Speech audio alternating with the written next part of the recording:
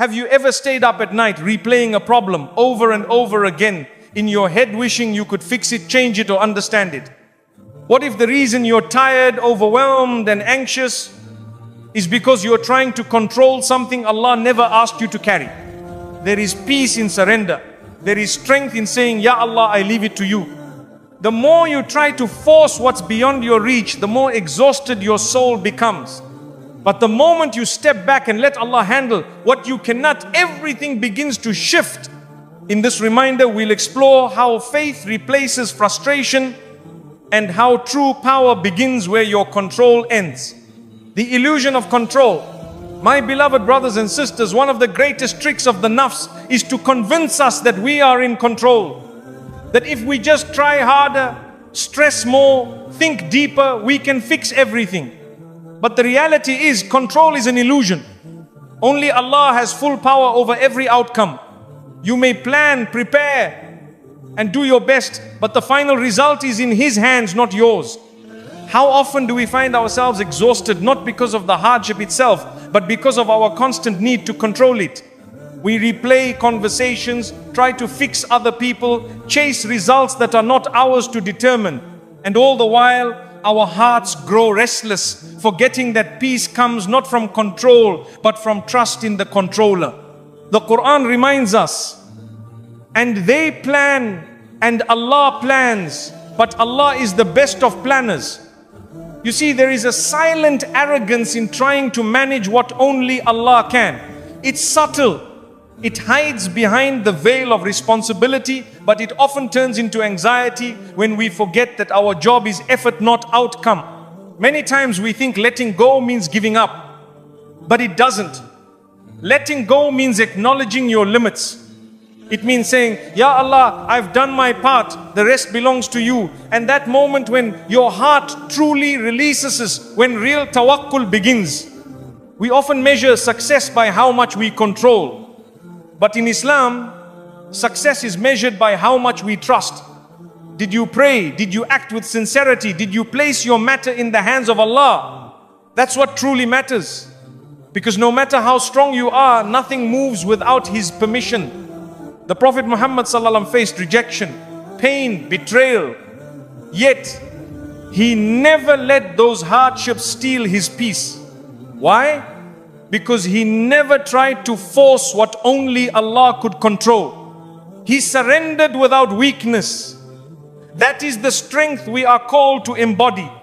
There is a difference between doing your best and trying to be Allah. When you try to control the outcomes, force timelines, manipulate situations, you step into a role that doesn't belong to you. Allah is Al-Mudabbir, the one who arranges all affairs. You are His servant, not His substitute. Sometimes we worry so much about the future that we forget who holds the future. We plan every detail, then panic when it doesn't go our way. But perhaps Allah is redirecting you, not rejecting you. And if you had full control, you might miss something far better written for you. Control gives the illusion of power, but it steals your peace. It whispers you're not doing enough.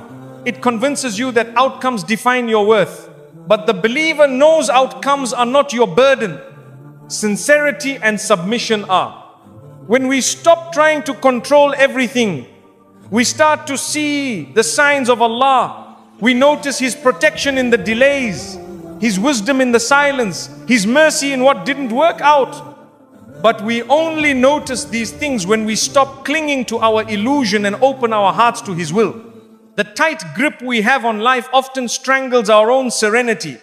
The more we try to grasp control, the more it slips through our fingers.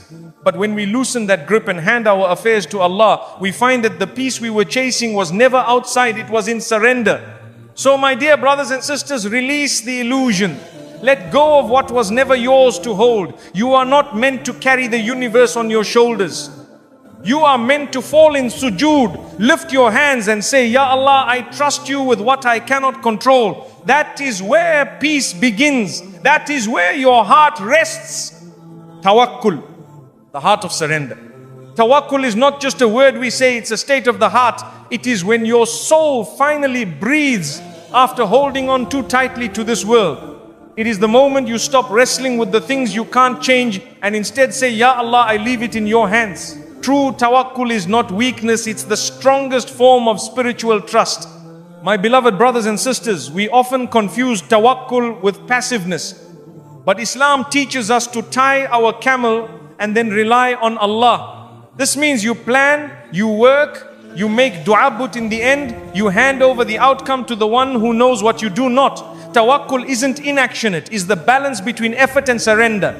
There are times in life when you've done everything right, yet things still don't work out. That's when tawakkul is truly tested. Will you still believe Allah's plan is better? Will you still trust His wisdom over your own? That moment of uncertainty is the doorway to spiritual growth if your heart chooses surrender over struggle. When you practice tawakkul, your heart becomes light. You stop overthinking, stop forcing, stop fearing. You realize that your job is to strive, not to control. Allah did not ask you to be in charge of results. He asked you to walk with faith, pray with sincerity, and rest knowing He never miscalculates. The beauty of tawakkul is that it brings calm even in chaos. The waves of life may roar, but your heart remains anchored. You stop panicking about what might happen because you know Allah already wrote the best outcome, even if it's not the one you expected. That's real faith. That's deep peace. Tawakkul doesn't mean life becomes easy. It means you stop falling apart when life gets hard. You no longer question every delay or breakdown.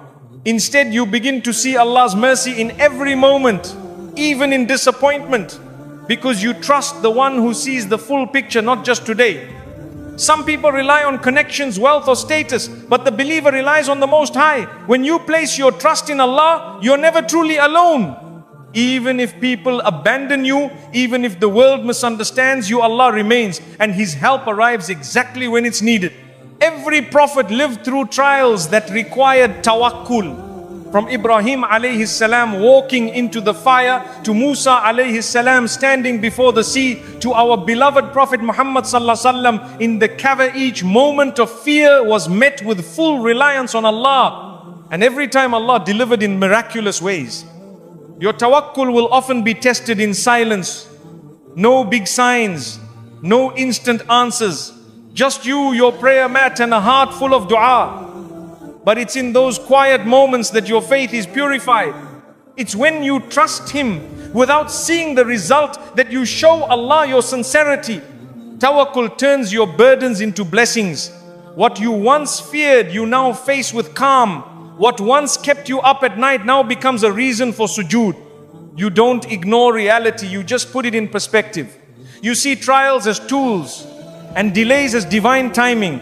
When you place your trust in Allah, you allow space for miracles. Doors open from directions you never imagined. Comfort arrives in unexpected forms. And sometimes what you prayed for is replaced with something far better. Not because you earned it, but because you trusted His plan over your own. So my brothers and sisters, carry this in your heart. Tawakkul is the secret to serenity.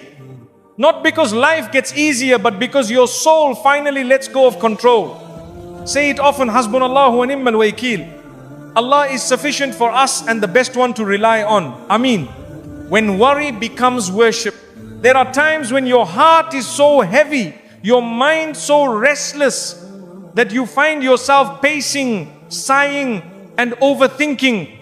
But my brothers and sisters, worry in the hands of a believer can be transformed. When you take that pain and raise your hands to the sky with dua, it is no longer anxiety, it becomes an act of worship. You were never meant to carry everything alone. That worry, that fear, that sadness, it's a call from Allah to return to Him. Every tear you cry in sujood is counted. Every whisper of Ya Allah, help me is heard. When you convert your fear into reliance, you are not just coping, you are worshipping. Sometimes the sleepless nights you spend worrying are actually moments where your soul is being awakened. You begin praying more, seeking forgiveness, giving charity, reflecting on your life. That is not a breakdown, that is transformation. Allah uses worry to bring your heart back to what truly matters. It's easy to think that worry is weakness. But in Islam, what matters is what you do with it. If it makes you bitter, it can destroy you. But if it makes you better, it can elevate you. When you pour your worries into prayer, they don't drown you, they purify you. Think of Maryam alayhi salam, alone and in pain, calling out to Allah beneath the palm tree. Her worry led to surrender, and her surrender led to divine provision.